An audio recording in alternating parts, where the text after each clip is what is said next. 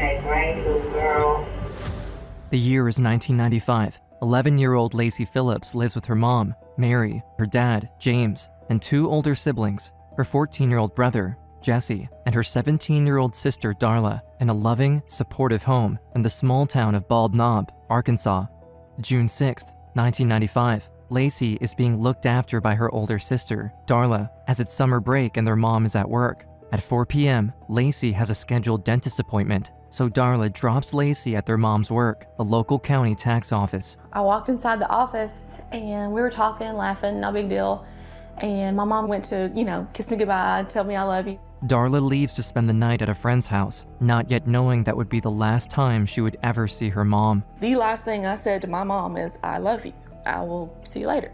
A few hours go by, and Lacey's father, James, is at home with her brother, Jesse. They both start to worry when they see that neither Lacey nor Mary are returning from the dentist appointment. It's unusual that Mary didn't warn them she would be late. As the hours pass and the sun goes down, they call the police, fearing the worst.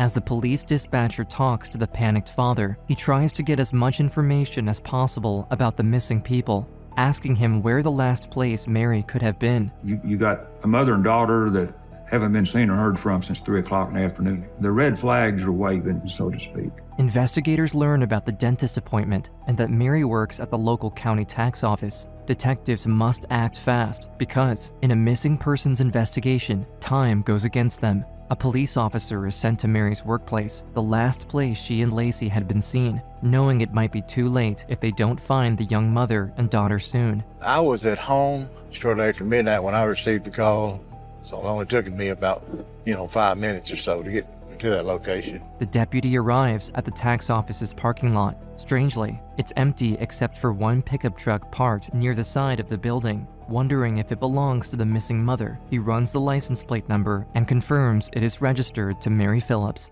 The police officer walks to the front of the building. Knocking on the door, he notices it's unlocked. He enters, looking around the dark office. Then, with his flashlight, he sees something lying on the floor. It's the body of a young woman. She seems badly beaten, with her hands bound tightly behind her back. He rushes to check for signs of life, but she's unresponsive. Even the officer with crime scene experience has trouble processing what he sees, calling for reinforcement. The police investigator begins to photograph the scene, focusing on every detail when he suddenly notices a trail of blood leading to a closed door. Maybe the victim and her killer struggled in another room. Intrigued, the officer carefully opens the door and discovers a small bathroom with a toilet and sink, but his attention immediately locks in the middle of the room. A young girl is tied to a chair. She's slumped over, motionless, covered in blood. It appears she's been hit in the head several times. Investigators desperately need answers, but so far, they have no suspects or leads about what happened, and without any survivors or security camera footage, the chance of finding a lead suspect diminishes drastically.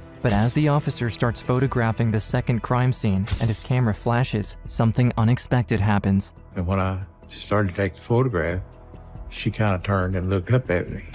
It was a shock, a real shock. You can imagine, it's kind of like seeing someone rise from the dead. Well, immediately I told the other officers that we need to get an ambulance down there, that she was still alive. The 11-year-old girl is Lacey Phillips, and against all odds, she is still breathing. Her eyes are wide open, staring back at the officer. He immediately helps her out of the chair, reassuring her even though he sees she's in terrible condition and needs medical attention as soon as possible. But the only thing on the girl's mind is her mother, as she asks the officer where she is and if she's okay. I told her that didn't need to worry about her mom, just need to worry about her right now. The ambulance arrives and she is rushed to the nearby hospital, falling in and out of consciousness. She appears to have been severely hit in the head multiple times and has signs of strangulation on her neck. She's rushed to the emergency room, where doctors assess the girl's injuries. Her jaw is fractured, and the medical personnel will need to reconstruct her skull. Lacey's father, James, now at the hospital, is in a state of shock. Just 15 hours ago, life was normal, and now his wife is gone, and doctors are not even sure if his youngest daughter will make it. The perpetrator, still on the loose, leaves investigators with no leads, evidence, or potential suspects. The only hope of uncovering the truth is if Lacey wakes up and shares her story. Finally, after hours of waiting, Lacey is in stable condition, and police investigators can interview her. Detectives enter her hospital room with a recorder to get a statement, hoping she can remember any details. Okay, Lacey, are you still awake, hon? Yes, ma'am. Do you remember at all what he looked like?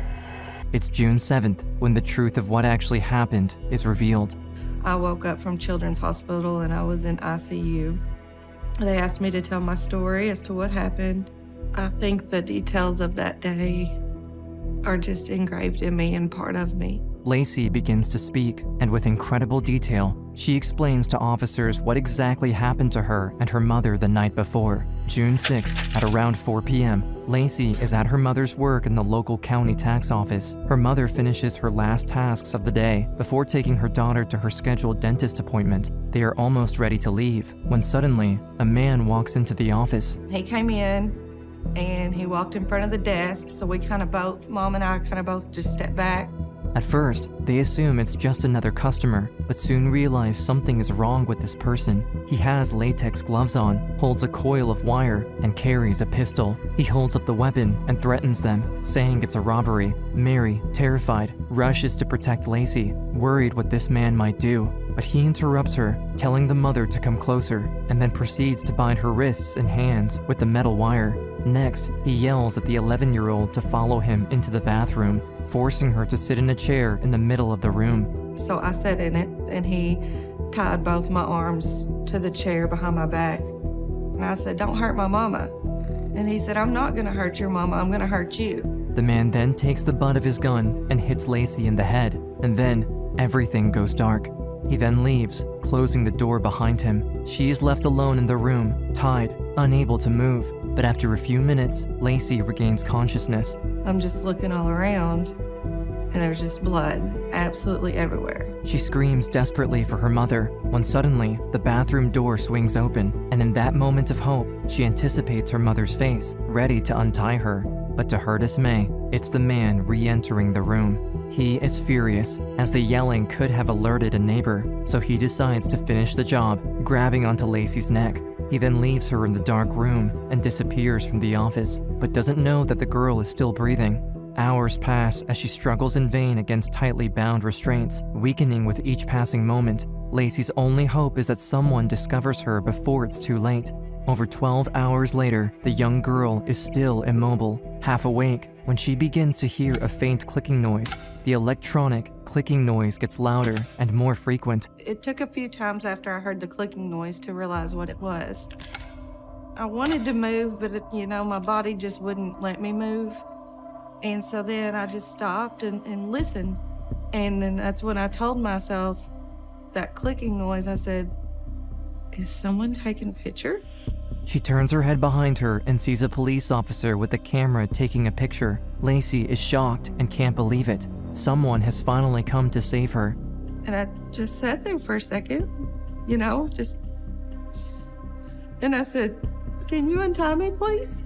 The officer quickly helps the young girl. As the ambulance arrives, she is rushed to the intensive care unit of a nearby children's hospital. I remember people kept asking me questions, and I was answering them, but I kept saying, "Where's my mom? Is my mom okay? And they would never answer me. Lacey is in her hospital room, confused and scared. Her older sister, brother, and father are with her, bringing balloons and stuffed animals, but she can't help but wonder where her mother is. I really thought that maybe Mom was in the hospital too, and that, maybe she had got hurt. However, as Lacey remains seated in her bed for the entire day without anyone providing answers about her mother, an unsettling certainty creeps in. Eventually, her father steps into her hospital room and comes to her bedside. And he got down on his knees and kind of put his arms on me, and he said, "I just wanted to tell you that Mom is in heaven with great-grandma." And I just looked at him, and of course people are crying, and I said, "Okay." The harsh reality hits Lacey. Her mom is not coming back. Meanwhile, the man responsible escapes capture. The little girl realizes she's the only hope to stop this dangerous predator. When investigators surround her bedside, she summons every ounce of courage and recounts all the details of her ordeal, determined to bring her mother's tormentor to justice. And I told him specifically from the head to the toes, everything he was wearing, you know, what he looked like. Did he have long hair? He had short hair? No, what he hit you with? What was it? She describes the man in great detail and then suddenly remembers a specific feature he has that will prove to be a crucial clue for the investigators to narrow down their suspects. He had a teardrop tattoo on his face that I will always remember. Lacey was able to tell the deputy that the guy that beat her had a tattoo on his arm and a tattoo of a teardrop under one of his eyes. When the information of the man's tattoos circles around the local law enforcement, they immediately connect the dots. 31-year-old Jack Jones. He has the exact teardrop tattoo described by Lacey and was known by local police for many robbery charges. But what they don't know is that he is also responsible for the murder of at least 2 other women and has been evading captivity for years. Now, thanks to Lacey's testimony, police have a chance to uncover the truth and finally bring him to justice. The officer goes to his last known residence and brings Jack Jones into the police station for questioning. Anytime you're approaching a suspect, you're thinking, what approach should I use to get this guy to talk to me about this crime? You think, how are we going to do this? To the cop's surprise, he starts talking openly and without appearing to conceal any information about what he did to Mary and Lacey. He was just, matter of fact, as I recall, just telling his story. Jones says he randomly saw Mary behind the counter of her office and stalked her, deciding to come back later that day to murder her. Jack Jones's first contact with Mary was the day he killed her. He tells the investigators how he cut the cord off the coffee pot and tied it around her neck and how he choked her with his hands. He claims he was seeking revenge for his own wife's rape, since nothing had been done about it. I guess he thought that if he'd been done wrong, well, that justified him doing wrong to somebody else. This man right here didn't do his job. I told him to do his job and get that boy in jail or I was going to have something happen. They didn't listen. According to Jones, his wife was sexually assaulted, but he neglected to mention how she didn't press charges. Police were never able to confirm any of his claims. Following his confession and Lacey's statement, on June 7, 1995, police arrested Jack Jones for the rape and murder of Mary Phillips and the attempted murder of young Lacey. She, her father, and her siblings can breathe a sigh of relief as they now know the man responsible is in custody. The pain of the loss of Mary leaves the family heartbroken, but their fight is not over yet. To ensure there is justice for Mary and make sure the attacker never hurts anyone else again, he must be found guilty in court.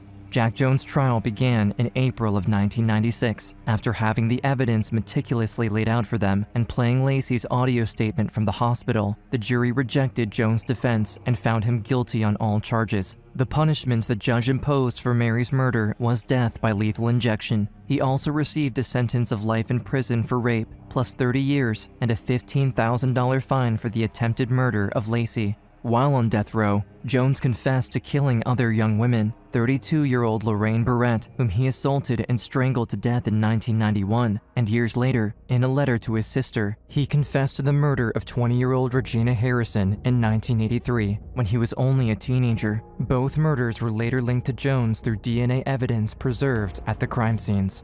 Decades go by, and Jack Jones remains in prison, awaiting his death sentence. Lacey is on a long journey of healing as she rebuilds a new life for herself and her family, never forgetting the memory of her mother. It's still such an overwhelming process that I've been through.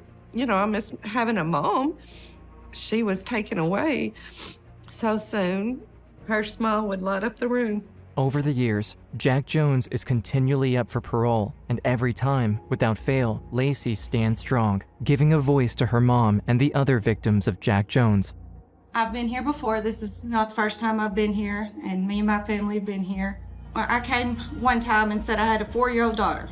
Okay, well now I have an 11-year-old daughter, the same age as I was when Mom was taken away from me and my family. My love for my mother, my respect, my memories will always be there. And he can never take that away from me. Today, Lacey is now married and a loving mother of her own. Throughout all the pain, she was able to process what happened to her and live her life to the fullest. You live the life you're given.